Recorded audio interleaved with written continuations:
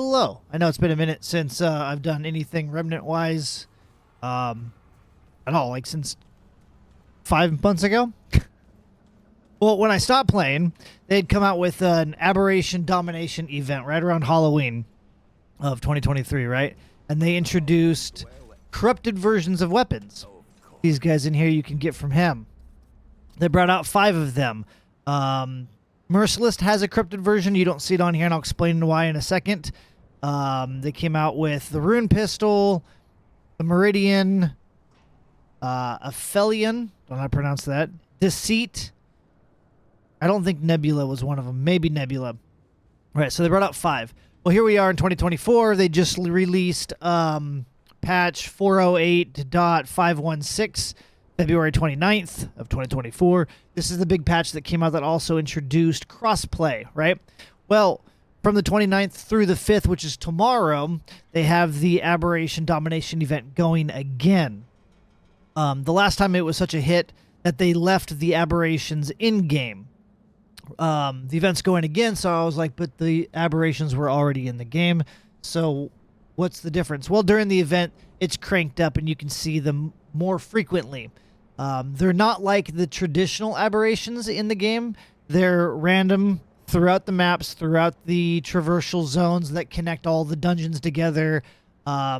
During this event, I can usually see anywhere from none to I've seen up to 3, and I do see 3 frequently. 2 of them, 3 of them in a dungeon or in a traversal zone that connects all the dungeons together. So when the event's over on the 5th, you'll still be able to run into them, I presume, because that's what we've been able to do since the last event that ran 5 days. They kept the Aberrations in game. They just weren't as frequent as they are now. And the new Aberrations, they drop what's called these corrupted shards. Now, one of the reasons I'm making this video is because there's a lot of tips and things that we've learned over the last couple months of playing off and on. My buddy and I fought a bunch of these Aberrations, and we kept killing them, played for a couple days, whatever. We weren't sure that we wanted to go buy a corrupted item, so we didn't really pay any attention to it. We just knew that we were stocking up on these shards right here, the corrupted shards. Another example, I had a buddy that I haven't seen forever. I'm streaming again, by the way.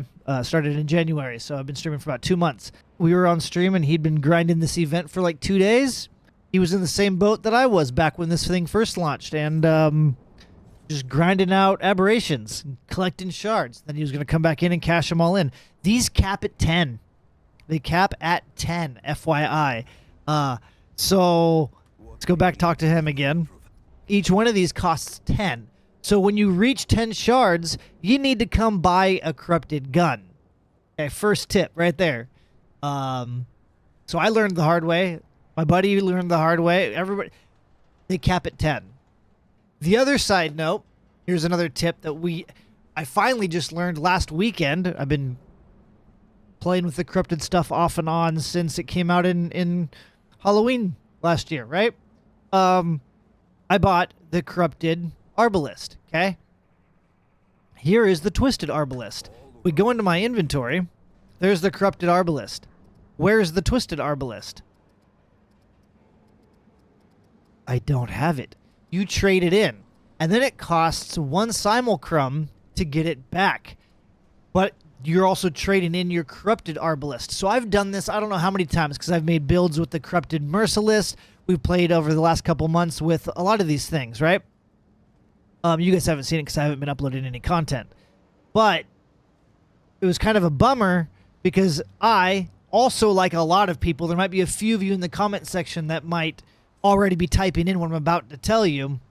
But the most of us are like, oh, so you can only trade in your existing weapon for the corrupted version. Then if you want to go back, you got to pay a simulcrum, trade your corrupted version back in. So I used to trade in back and forth the Merciless and the corrupted Merciless.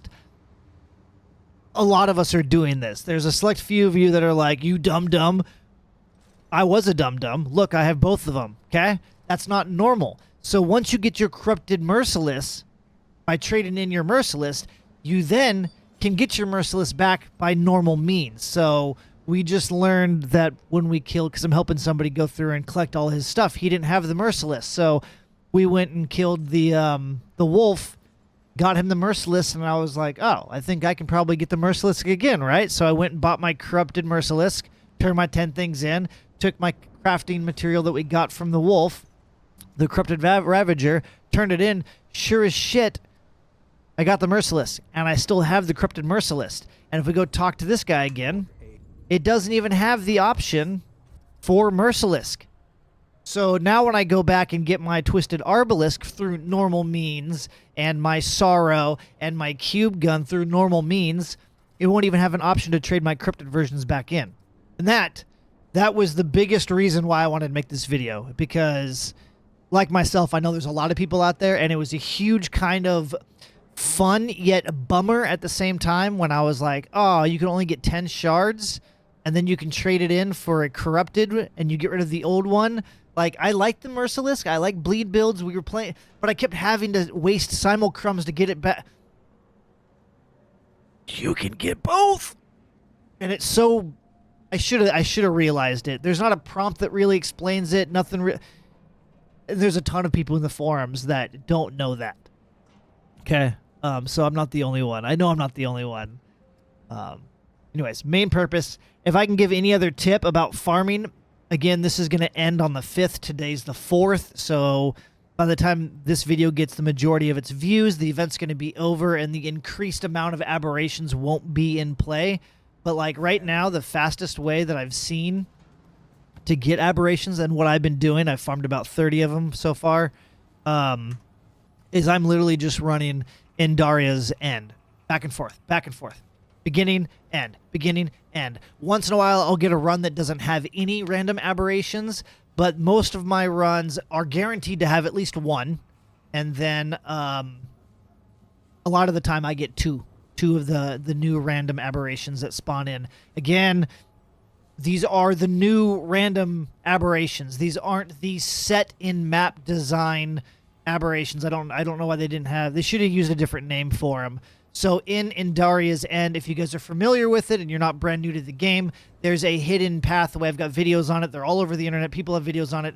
There's a hidden puzzle section at the end of Indaria's End that has an aberration that's always there that drops specific loot. There's also an aberration if you get the random tile set that has the underground secrets that you drop into, and there's an aberration down there as well, I believe. I could be wrong. It's been a minute. But I think there's a possible 2 set aberrations from launch that you can find in here that are not part of this event. They will not drop the corrupted shards. The corrupted shards only drop from the new lesser random aberrations that got added in last October for these specific weapons. And they're more like, I don't know how to describe them because the other ones are normal creatures too. They're just, I'm going to call them lesser aberrations. As a brand new player, you're not going to be able to tell the difference. These are just random. They don't have set spawn locations. That's going to be the best way to say it. They're just random. And as of right now, they have a boosted presence or chance to show up. But after the 5th, if you're farming them, running a dungeon you like that's short, back and forth, is probably going to be the most effective way to trigger them. If you're farming these shards, that's what I would suggest doing. We did run on stream the other night, pretty much a full playthrough almost. We went through all of Yesha and then most of Losum. We didn't quite get Naru, but we did a full playthrough, and we only got like, I don't know, 10 to 15 of them throughout the whole stream, 5 hours, 6 hours, whereas me just running Indaria's End off and on throughout last night and this morning, I've gotten probably 20, almost 30 shards now. Take it with a grain of salt. This is mind-numbing. You're doing the same thing over and over again, but I feel like it's a faster farm. But just by playing the game also is going to merit your things. So, 3 tips.